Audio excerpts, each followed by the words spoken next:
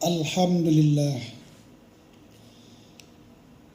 allazi arsala rasulahu bil huda wa dinil haq liyuzhirahu ala dinihi kulli walau karihal musyrikun walau karihal munafikun walau karihal kafirun.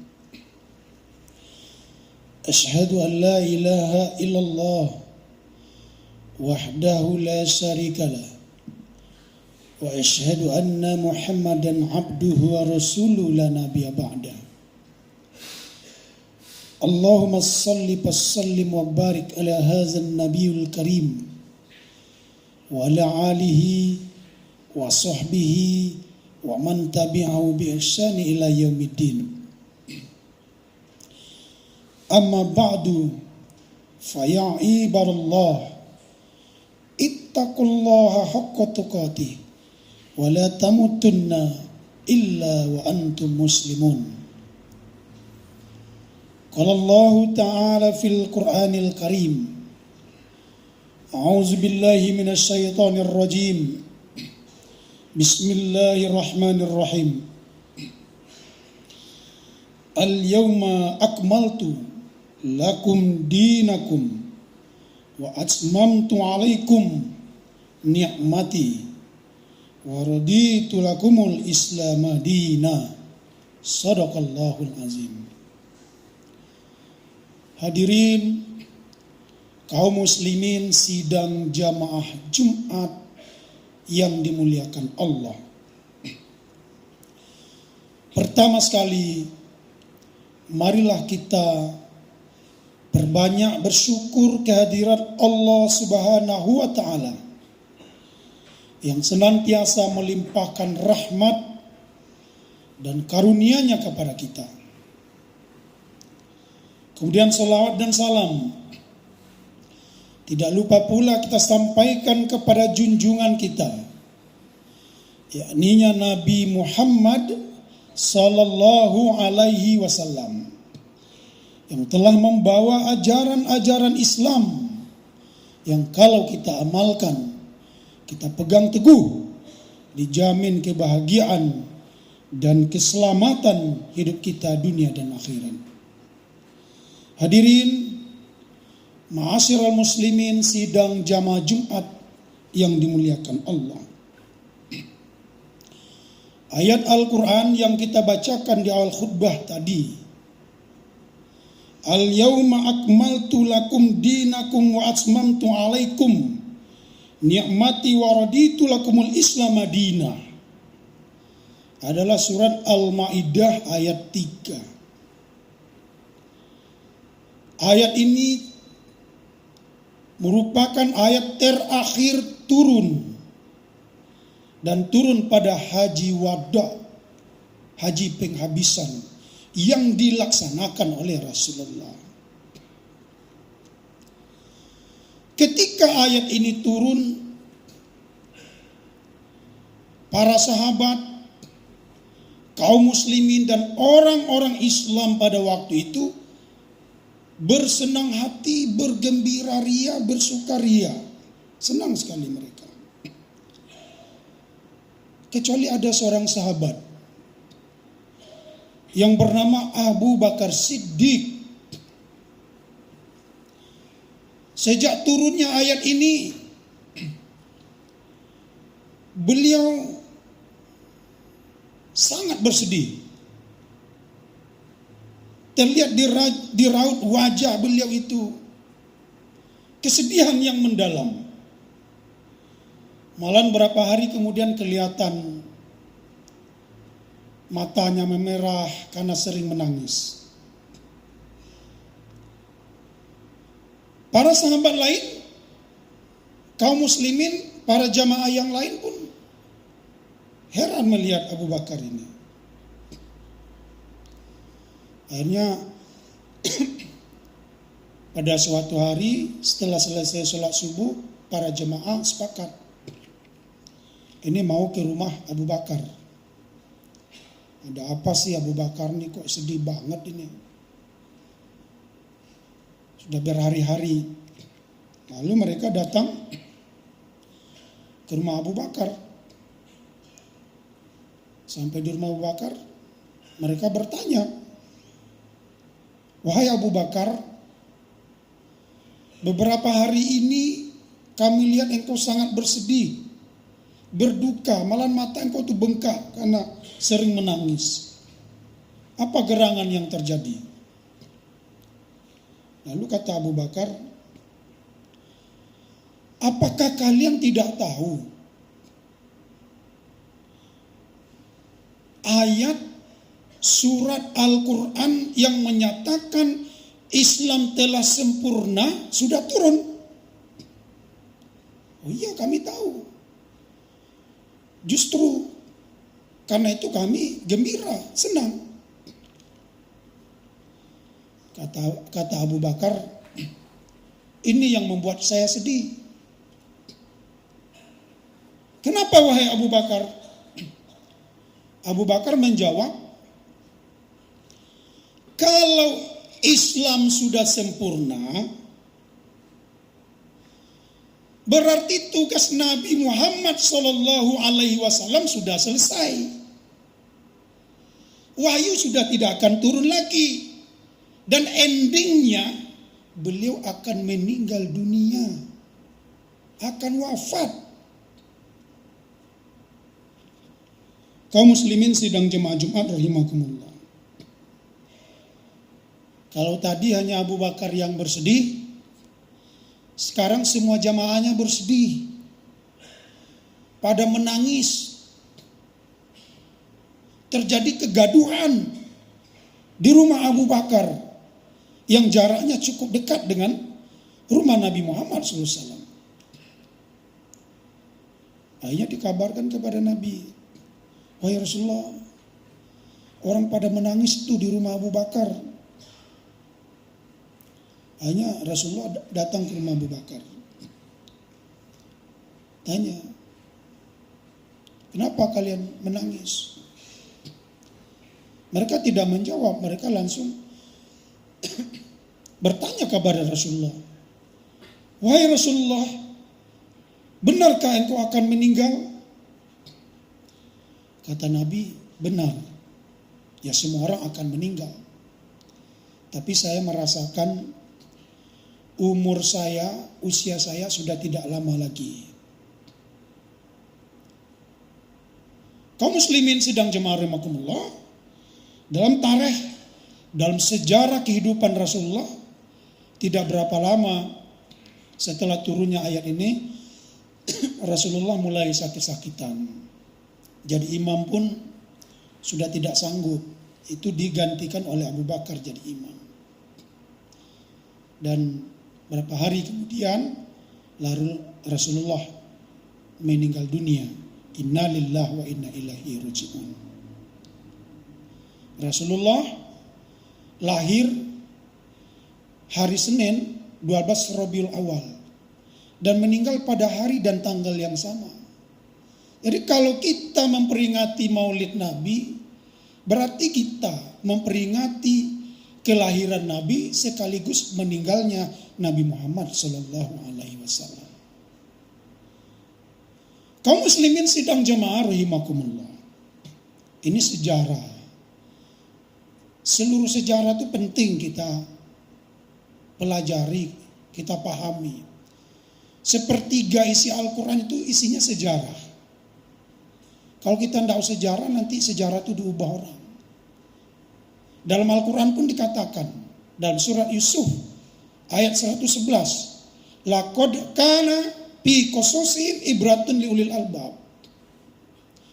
Di dalam sejarah-sejarah mereka itu terdapat pelajaran bagi orang-orang yang mempergunakan akalnya. Jadi kita jangan lupa bagaimana juga dengan perjuangan Rasulullah. Rasulullah SAW sudah meninggalkan kita 14 abad yang lalu.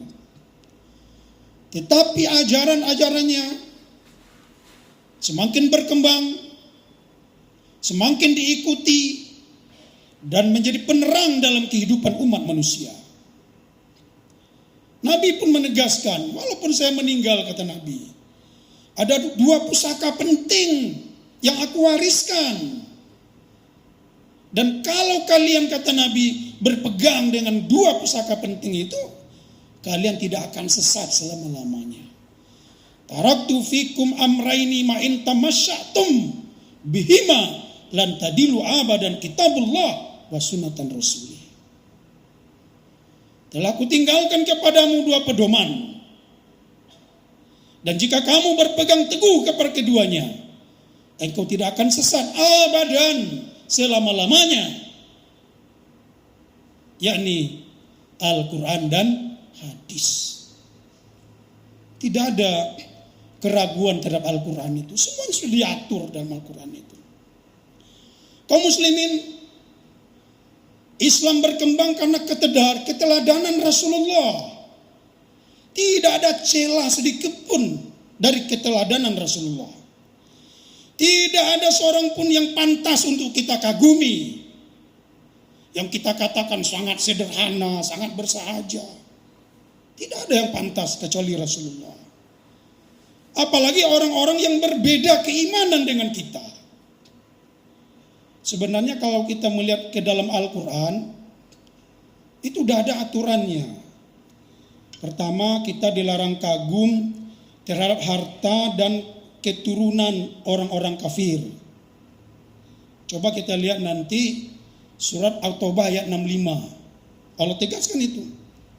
Fala tu'jibuka amwaluhum wala auladuhum innama yuridullah liyu'azzibahum fil hayati dunya wa tazhaqa anfusuhum wa hum kafirun. Itu kata Allah. Surah At-Taubah ayat 65. Maka janganlah kamu kagum terhadap harta-harta anak-anak keturunan orang-orang kafir. Sesungguhnya Allah menghendaki supaya mereka diazab dengan cara itu, dan tiba-tiba mereka mati, melayang nyawa mereka dalam kekafiran itu. Kadang-kadang kalau kita lihat kan di media sosial, di berita-berita, medsos, hebat sekali, kenapa mereka bisa sejahtera betul.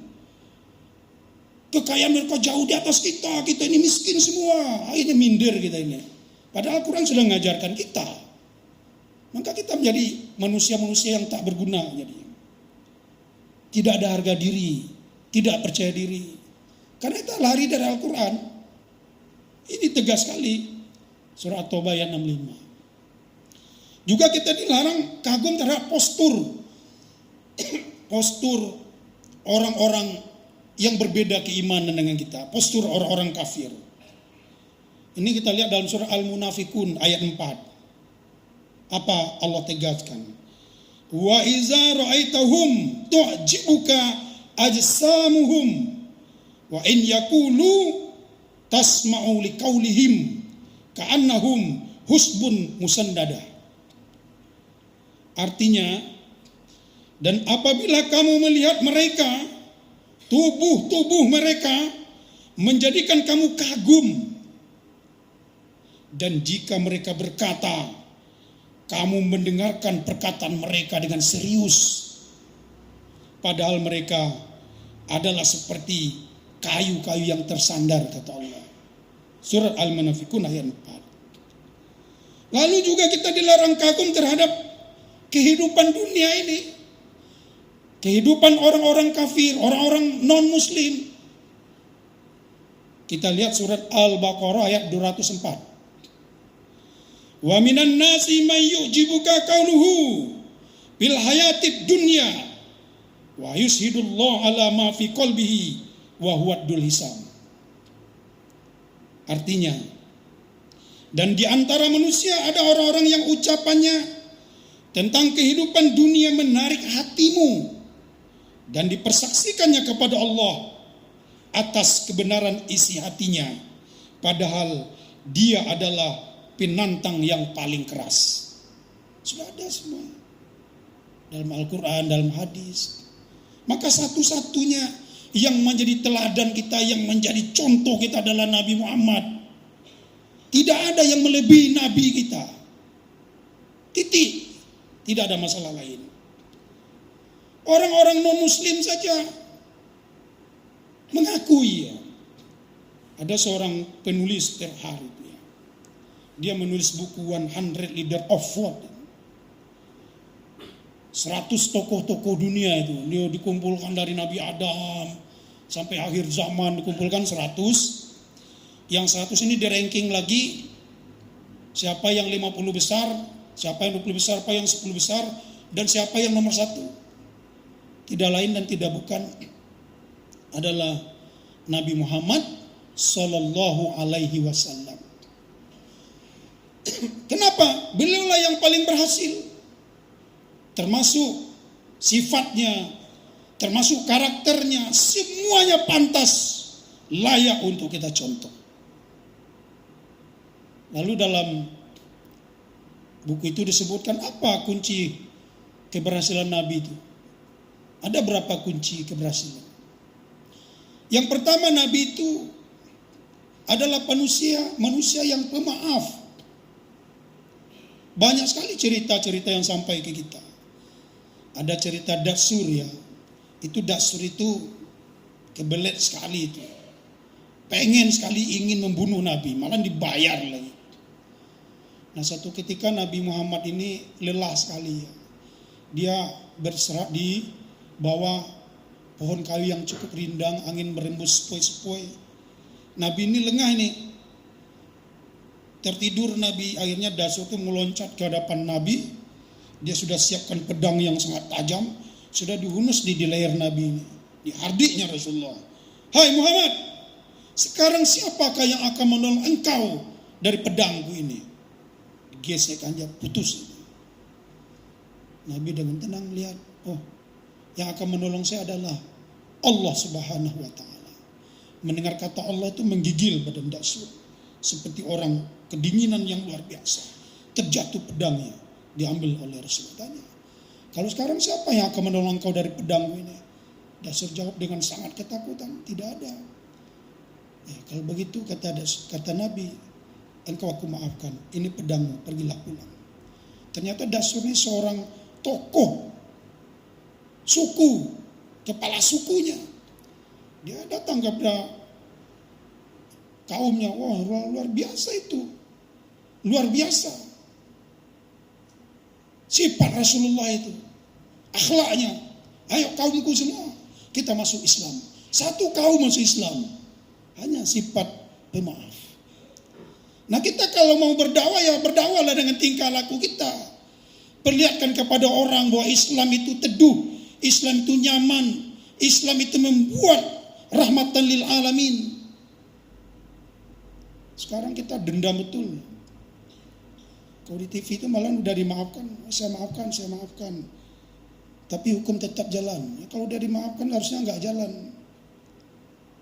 Kita restoratif justice kita aja kalah jauh dari hukum Islam yang kita katakan saklek itu. Restoratif di hukum Islam itu tidak terbatas. Malah sampai kasus-kasus pembunuhan sekalipun.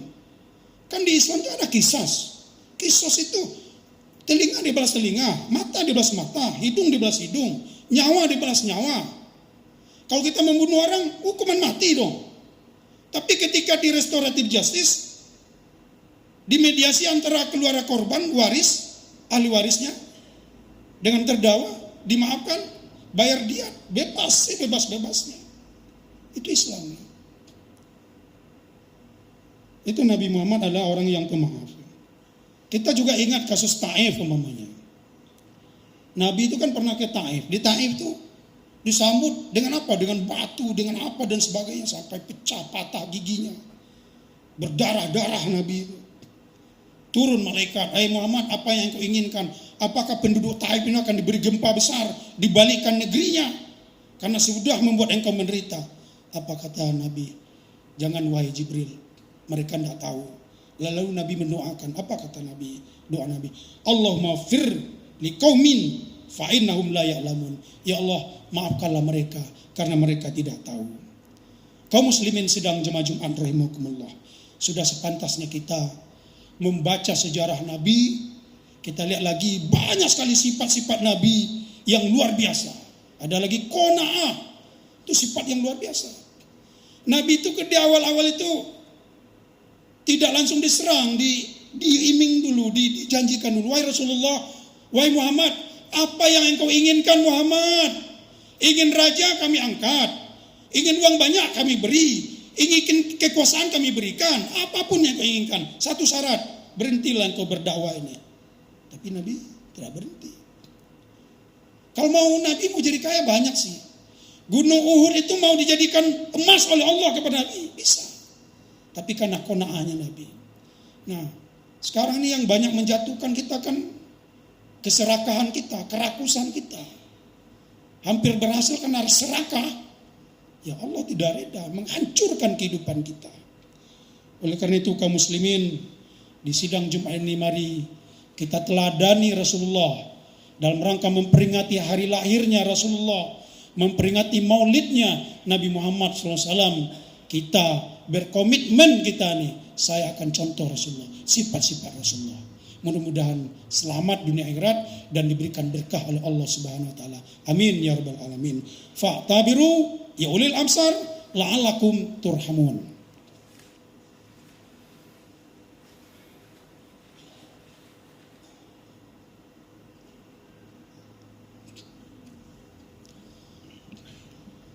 Alhamdulillah allazi hadani li hadza wa ma kunna linahtadiya laula an hadanallah. Asyhadu an la ilaha illallah wahdahu la syarikalah. Asyhadu anna Muhammadan abduhu wa rasuluhu la nabiyya ba'da. Allahumma shalli wa sallim wa barik ala hadzal nabiyil karim wa ala alihi wa sahbihi wa man tabi'ahu bi ihsan ila yaumiddin. Amma ba'du fa ya ibadallah ittaqullaha haqqa tuqatih wa la tamutunna illa wa antum muslimun. Qala Allah ta'ala fil Qur'anil Karim, a'udzu billahi minasyaitonir rajim, bismillahirrahmanirrahim. Qul huwallahu ahad, Allahus samad, lam yalid wa lam yulad wa lam yakul lahu kufuwan ahad. Innallaha wa malaikatahu yusholluna 'alan nabi ya ayyuhallazina amanu shallu 'alaihi wa sallimu taslima. Allahumma shalli ala Muhammad wa ala ali Muhammad kama shallaita ala Ibrahim wa ala ali Ibrahim fil alamina innaka Hamidum Majid. Allahumma ighfir lana lil muslimina wal muslimat wal mu'minina wal mu'minat wal ahyatil amwat innaka sami'un qaribun mujibu da'wat ya qadil hajat. Rabbana zalamna anfusana wa lam taghfir lana wa tarhamna lanakunanna minal khasirin. Rabbana atina fid dunya hasanah wa fil akhirati hasanah wa qina azabannar walhamdulillahi rabbil alamin. Aqimis shalah.